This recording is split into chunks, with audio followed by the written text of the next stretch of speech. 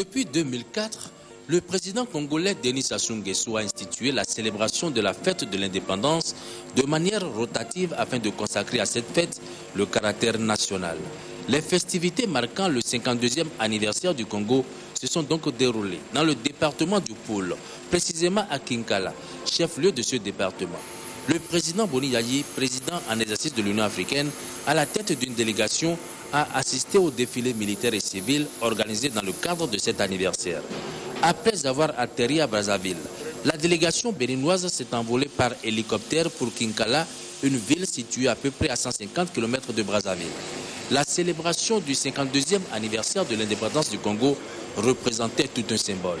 La pacification du Congo, qui a connu une guerre fratricide et des moments critiques de 1993 à 2007. On ne pouvait imaginer il y a quelque temps que toute la nation congolaise pouvait se retrouver pour communier dans le département du Pôle, très redouté à cause de l'insécurité qui y régnait. Aujourd'hui, ce département a été pacifié. Le pôle est devenu fréquentable et grâce à ce qui est appelé la municipalisation, le pôle, notamment le chef le Kinkala, a amorcé sa reconstruction-construction. En tout, une bagatelle de 525 milliards de francs CFA a été prévue sur 5 ans pour moderniser le département du pôle qui a tant souffert des affres d'une guerre fratricide. Au nombre des réalisations déjà effectuées, on peut citer l'héliport et le boulevard de Kinkala, où s'est déroulé le défilé militaire et civil.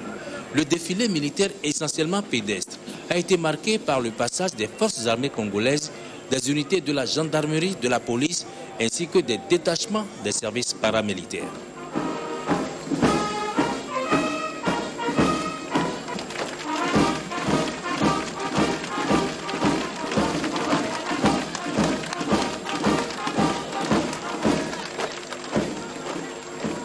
Le thème retenu pour la célébration du 52e anniversaire de l'indépendance du Congo est « Dans la discipline et la cohésion, engageons-nous résolument dans la modernisation des forces armées et la protection de la nation ». C'est dans la discipline et l'ordre que le défilé, qu'il soit militaire ou civil, s'est déroulé sous le regard admiratif des délégations étrangères, parmi lesquelles la délégation béninoise, conduite par le président Boni Yayi, qui représentait aussi toute l'Afrique à cet anniversaire.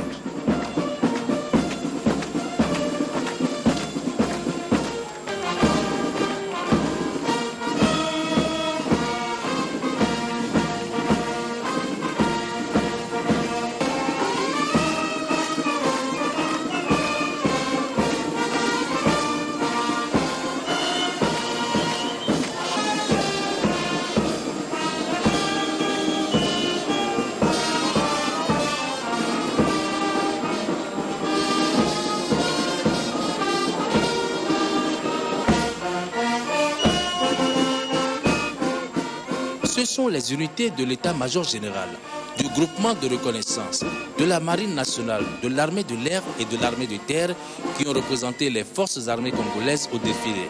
Les forces armées qui sont chargées d'assurer en tout temps, en tout lieu, en toutes circonstances, l'intégrité territoriale et la défense de la patrie contre toute forme d'agression extérieure. Ces forces sont également chargées de participer au développement économique, social et culturel du Congo, aux missions de protection civile et aux opérations liées à la prévention, au règlement des conflits, au maintien de la paix. Le défilé civil a été marqué par le passage des forces vives de la nation congolaise. Toutes les composantes, en bon ordre de marche, sont venues montrer leur farouche volonté de se tourner vers l'avenir et d'oublier les vicissitudes du passé.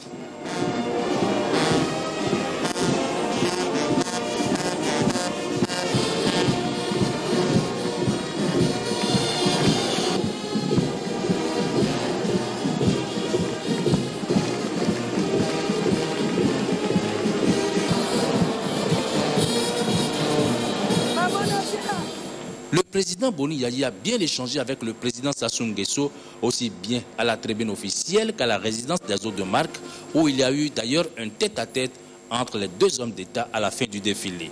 Avant que la délégation béninoise ne regagne Cotonou, le président Denis Sassou Nguesso n'a pas manqué d'exprimer sa gratitude au chef de l'État pour sa présence à Kinkala, et le président Boni Yayi n'a pas manqué aussi de féliciter son homologue pour les efforts déployés pour la pacification du Congo et la reconstruction du pays.